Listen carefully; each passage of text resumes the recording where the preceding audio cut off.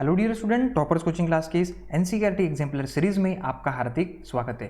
तो आज हम डिस्कस करेंगे मैग्नेटिक इफेक्ट इस चैप्टर के next NCERT exemplar solution. Question number 1 to 6 already previous videos में अपलोड किए गए हैं।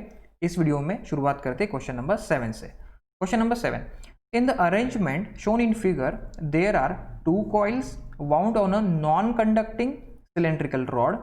Okay, initially the key is not inserted, then the key is inserted and later removed. then तो okay, तो हमें कहा गया है कि इस तरीके से एक अरेंजमेंट है, नॉन कंडक्टिंग रॉड है, उसके ऊपर कॉइल देख रहे हैं हम लोग। There are two coils, coil 1 and coil 2, and शुरू में की इंसर्ट नहीं थी, उसके बाद में की इंसर्ट कर दी गई और उसके बाद में की को रिमूव कर दिया गया। तो हमें यहाँ पे पूछा है कि हमारा ऑब्जर्वेशंस फिर यहाँ पे क्या होगा। ए में पूछ रहे हैं the deflection of in the galvanometer remains zero throughout. Okay, there is a momentary deflection in the galvanometer but it dies shortly and there is no effect when the key is removed. There are momentary galvanometer deflections that die out shortly. The deflections are in the same directions. There are momentary galvanometer deflection that die out shortly. The deflections are in the opposite direction. Thus the galvanometer show momentary deflection in opposite direction. Okay, so friend, ये जो सारे options मैंने अभी यहाँ पे पढ़े, तो यहाँ पे इस सारे ऑप्शंस में ये पूछा गया है कि डिफ्लेक्शन इन गैल्वेनोमीटर किस तरीके से होगा, इसी से रिलेटेड सारे स्टेटमेंट है। तो गैल्वेनोमीटर से हम लोग मीन्स वहाँ पे जो करंट शॉर्ट स्मॉल इंटेंसिटी का जो करंट होता है वो मेजर करते हैं हम लोग इस गैल्वेनोमीटर से। तो गैल्वेनोमीटर का डिफ्लेक्शन होगा नहीं होगा, होगा तो किस डायरेक्शन में होगा, है ना, इन दोनों कंडीशन में सेम डायरेक्शन में होगा या फिर अपोजिट डायरेक्शन में होगा। इतने सारे डिफरेंट सिचुएशंस यहाँ पे पूछी गई है। तो सबसे पहले इस कंसेप्ट को हम लोग यहाँ पे समझ लेते हैं, जिसका नाम है इलेक्ट्रोमैग्नेटिक इंडक्शन।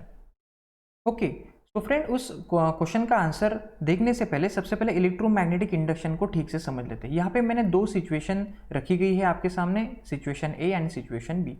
सिचुएशन ए में ये जो कॉइल है यहाँ पे, उसमें से ये जो मैग्नेट है हम लोग फॉरवर्ड डायरेक्शन में मूव कर रहे हैं। जब हम लोग इस मैग्नेट को फॉरवर्ड डायरेक्शन में मूव करते हैं तब हमें गैल्वेनोमीटर का डिफ्लेक्शन कुछ इस तरीके से यहाँ पे दिखाई देता है।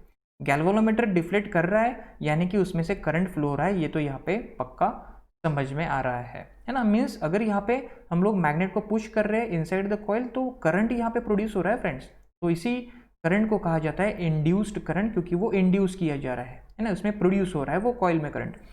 अगर इस मैग्नेट को हम लोग अभी बैकवर्ड डायरेक्शन में मूव करते हैं यानी कि पहले के अपोजिट डायरेक्शन में, तो यहाँ पे हम लोग ये जो गैल्वेनोमीटर का डिफ्लेक्शन है वो अपोजिट डायरेक्शन में देख सकते हैं। तो यहाँ पे भी मीन्स गैल्वेनोमीटर डिफ्लेक्ट कर रहा है, यानी कि in this condition also current is produce but the direction of that current is in opposite direction as that of in first case. तो यहाँ पे हमें एक बात को समझनी कि अगर कंडक्टर के सराउंड मैग्नेटिक फील्ड जो होता है वो अगर चेंज हो रहा है तो because of this changing magnetic field उस कंडक्टर में करंट प्रोड्यूस होता है, जो चार्जेस होते हैं वो फ्लो करना शुरू कर देते हैं।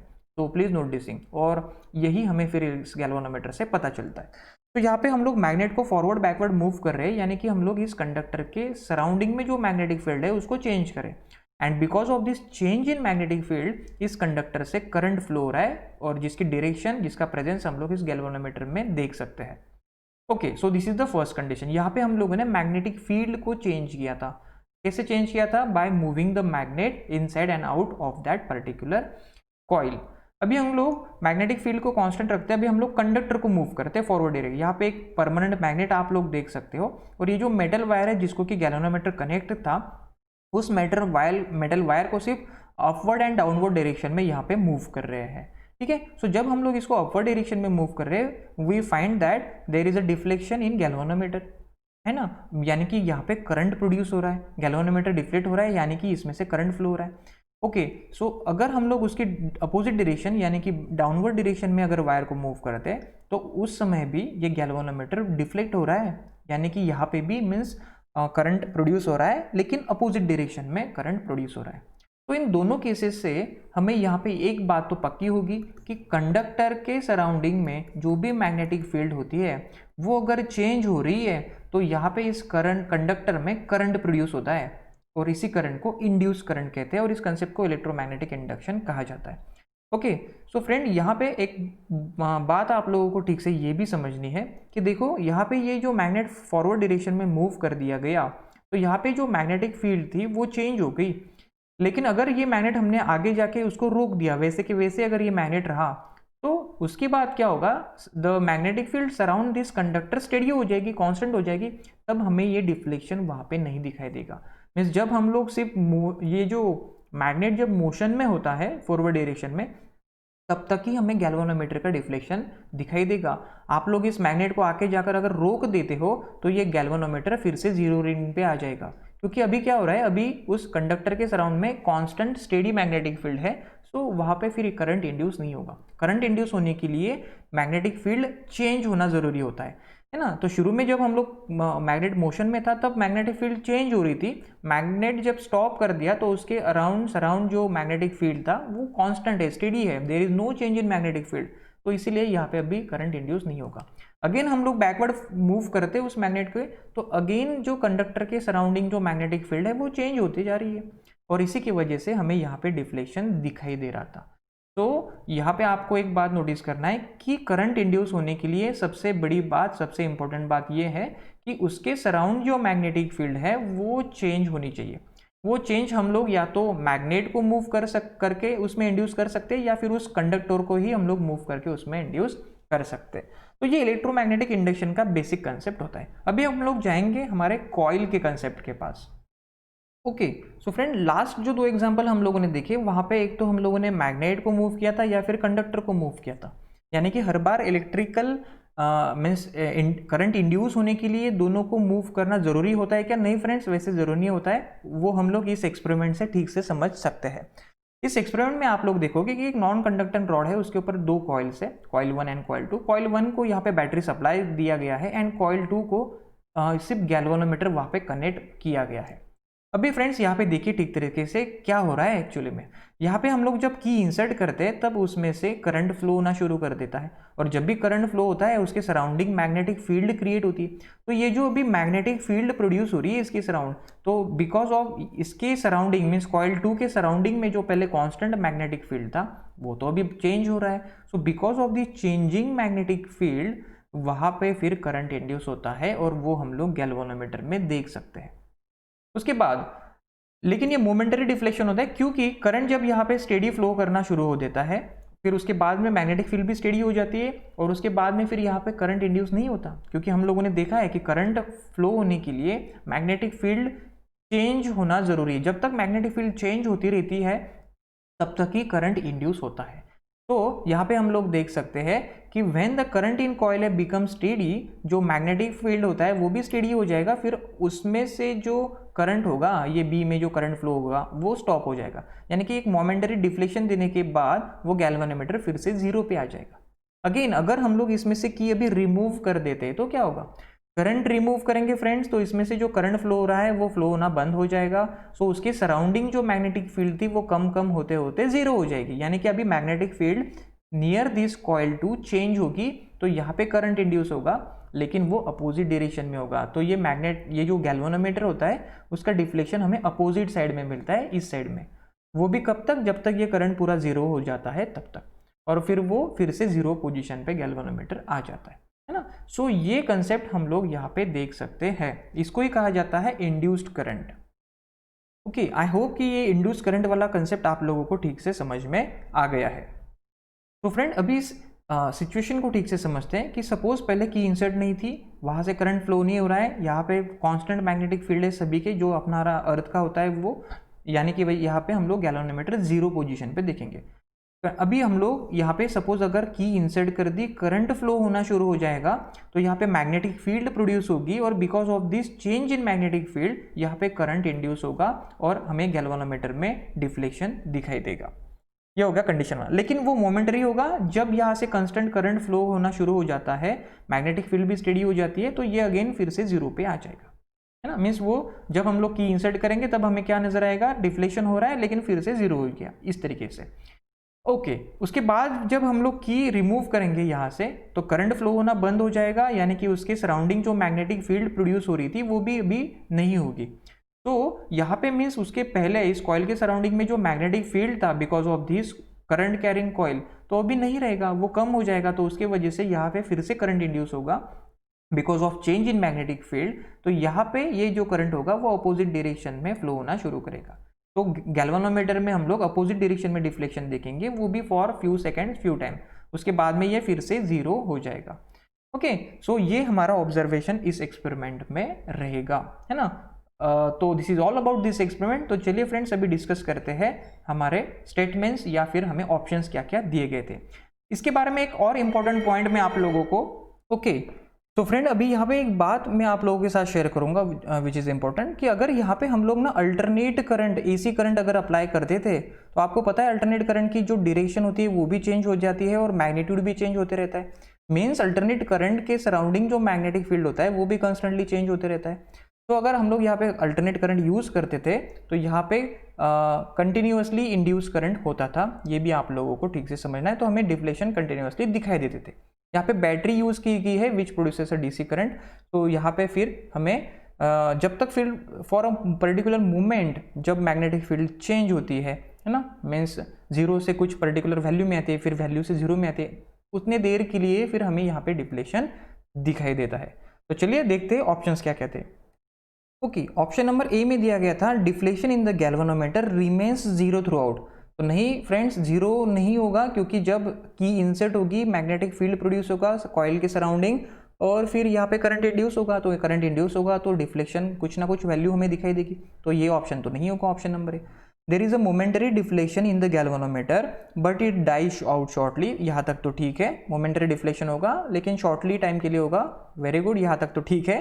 And there is no effect when the key is remove. ओ हो, ये वाला स्टेटमेंट जो है यहाँ पे उसके बाद में ये इनकरेक्ट है। फिर शुरू में डिफ्लेक्शन होगा लेकिन की रिमूव होने के बाद में भी फिर वो जीरो भी हो जाएगा, लेकिन की रिमूव होने के बाद में भी हमें डिफ्लेक्शन दिखाई देगा, वो भी अपोजिट डायरेक्शन में। ये होना चाहिए था आगे इसके, लेकिन बाद में कह रहे कि जब की रिमूव करेगी तो डिफ्लेक्शन नहीं होगा। सो ये तो इनकरेक्ट स्टेटमेंट है, ये नहीं होगा यहाँ पे। There are momentary galvanometer deflections that die out shortly, the deflections are in the same direction. Okay, तो यहाँ तक तो स्टेटमेंट ठीक था कि मोमेंटरी गैल्वेनोमीटर डिफ्लेक्शंस दिखाई देंगे, लेकिन यहाँ पे आगे कहा गया है कि वो सेम डायरेक्शन में होंगे। तो नहीं फ्रेंड्स, यहाँ पे ये जो डिफ्लेक्शन होगा मीन्स की को इंसर्ट करते समय और की रिमूव करते समय जो डिफ्लेक्शंस हमें दिखाई देंगे गैल्वेनोमीटर के, वो अपोजिट डायरेक्शन में दिखाई देंगे, not in the same direction.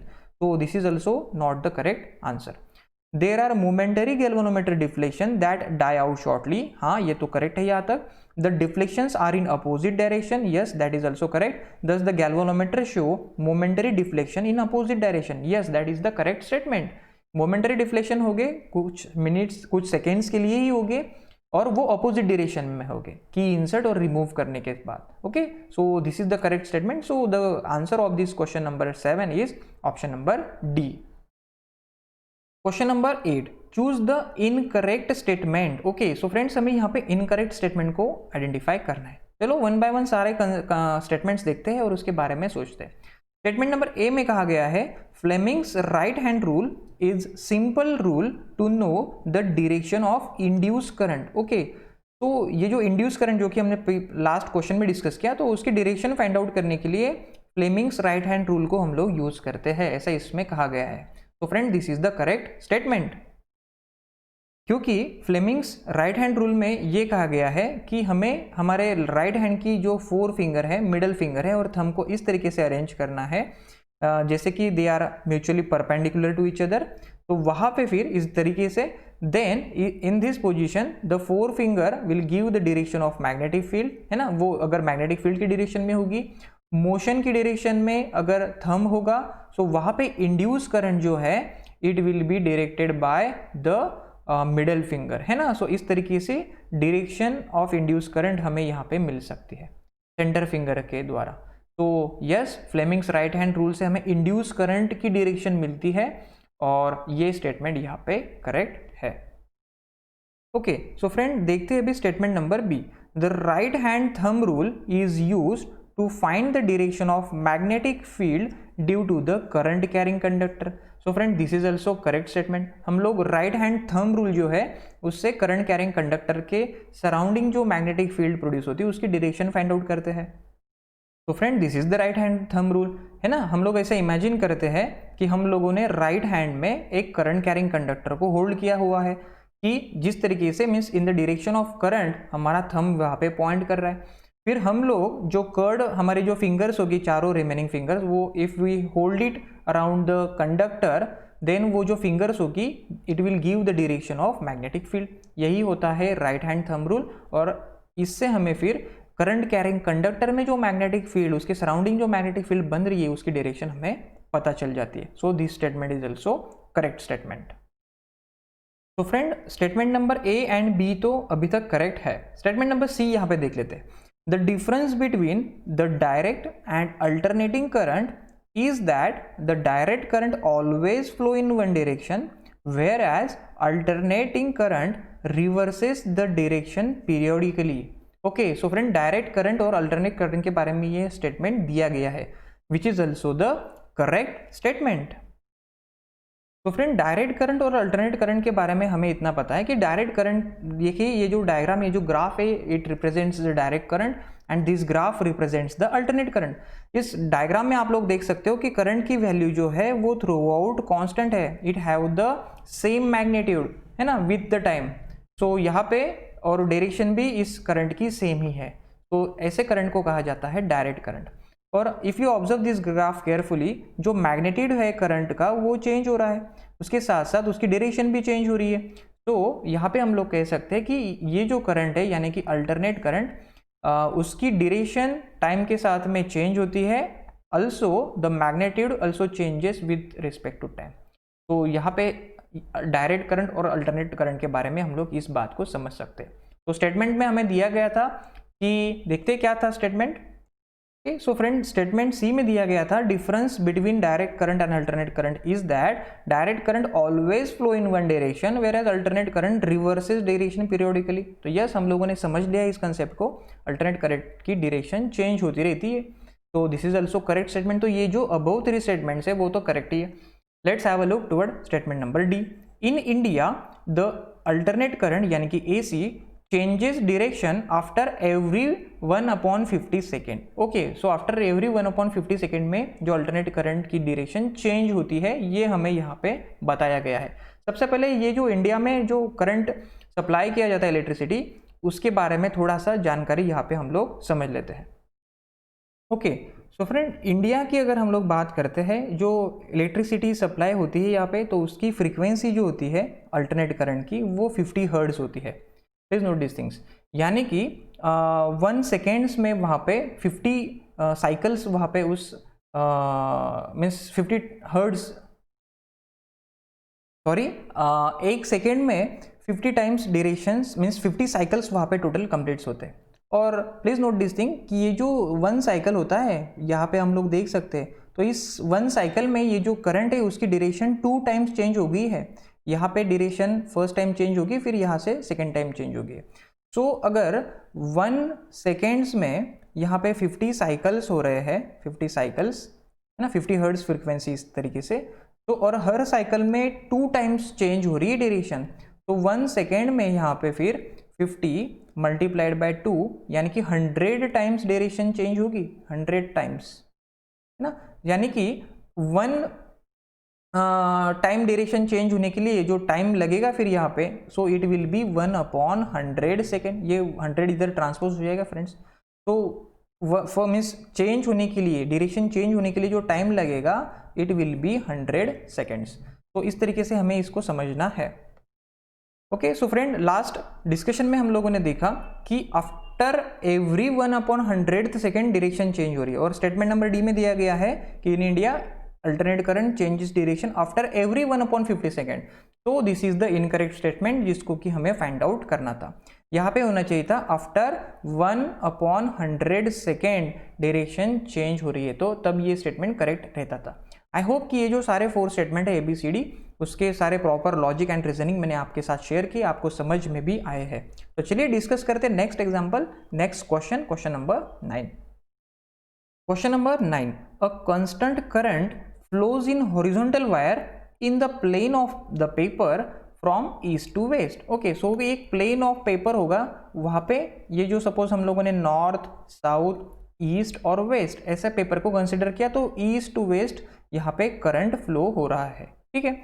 The direction of magnetic field at the point will be north to south. Okay, तो नॉर्थ टू साउथ डायरेक्शन हमें कहाँ पे मिलेगी मैग्नेटिक फील्ड की? डायरेक्टली अबोव द वायर मिलेगी, डायरेक्टली बिलो द वायर मिलेगी, या फिर at a point located in the plane of paper on the north side of the wire यहाँ पे मिलेगी, या फिर at the point located in the plane of paper on the south side of the wire यहाँ पे मिलेगी। Okay, तो कहाँ पे मिलेगी हमें ये direction? North to south. Okay, तो चलो इसको समझने के लिए सबसे पहले हम लोग यहाँ पे अप्लाई करते हैं राइट हैंड थंब रूल, क्योंकि करंट कैरिंग कंडक्टर में मैग्नेटिक फील्ड जो क्रिएट होता है उसकी डायरेक्शन हमें राइट हैंड थंब रूल ही बताता है। ओके, सो फ्रेंड यहाँ पे मैंने suppose this is a paper और यहाँ पे ये करंट कैरिंग कंडक्टर है which is carrying current from east to west. Okay, so इस तरीके से अगर हम लोगों ने यहाँ पे राइट हैंड थंब रूल अगर लगा दिया तो हम लोग थंब जो होगा राइट हैंड का वो in the direction of current इस तरीके से यहाँ पे रखेंगे, और जो रिमेनिंग 4 फिंगर्स हो गए हम लोग उस तरीके से इसको अराउंड द कंडक्टर कर्ड कर लेंगे, है ना। तो यहाँ पे फ्रेंड्स आप लोग देख सकते हैं कि करंट की जो डायरेक्शन, सॉरी मैग्नेटिक फील्ड की जो डायरेक्शन है वो इस तरीके से है। ओके, ऐसे मैग्नेटिक फील्ड की डायरेक्शन है फ्रॉम दिस टू दिस, ऐसे तरीके से। तो हमें पूछा गया है कि कहाँ पे हमें north to south magnetic field की डायरेक्शन मिलेगी, ठीक है ना। सो फ्रेंड्स अभी नॉर्थ टू साउथ अगर हमें मैग्नेटिक फील्ड की डायरेक्शन चाहिए तो यहाँ पे देखते हैं फिर हम लोग फिर से डायग्राम को। तो ये जो मैग्नेटिक फील्ड है वो कुछ इस तरीके से, तो टॉप ऑफ द पेपर जो होगा, टॉप ऑफ द पेपर वो तो साउथ टू नॉर्थ होगी, और बॉटम ऑफ द पेपर जो होगा वो नॉर्थ टू साउथ होगी, क्योंकि मैग्नेटिक फील्ड की डायरेक्शन इस तरीके से फ्रॉम दिस पर्टिकुलर रूल ये ऐसे जा रही है मैग्नेटिक फील्ड, है ना। तो ये सपोज पेपर है यहाँ पे, this is a paper. So paper के जो अबो होगा यानी कि वायर के अबो जो फील्ड होगी मैग्नेटिक फील्ड उसकी डायरेक्शन कैसी होगी? South to north. ओके, और below the paper, below the wire जो मैग्नेटिक फील्ड की डायरेक्शन होगी वो होगी नॉर्थ टू साउथ, जो कि हमें पूछा गया था। तो चलिए फ्रेंड्स देखते हैं ऑप्शंस क्या क्या है। ओके, सो यहाँ पे ऑप्शंस दिया गया था, पहला directly above the wire. Above the wire हम लोगों ने देखा था, अबोव द वायर कुछ इस तरीके से फील्ड है यानी कि साउथ टू नॉर्थ यहाँ पे है अबोव द वायर, और directly below the wire, directly below the wire north to south है, जो कि हमें पूछा था कि north to south magnetic field, direction of magnetic field हमें कहाँ पे मिलेगी? तो it will be directly below the wire, this is the correct answer. तो this is all about that particular question number 9। I hope कि ये video आप लोगों को ठीक से समझ में आया है। अगर आप लोगों को इसी तरीके से again interesting NCERT example solution चाहिए, so please do not forget to subscribe this interesting channel Toppers coaching Class. Thank you so much.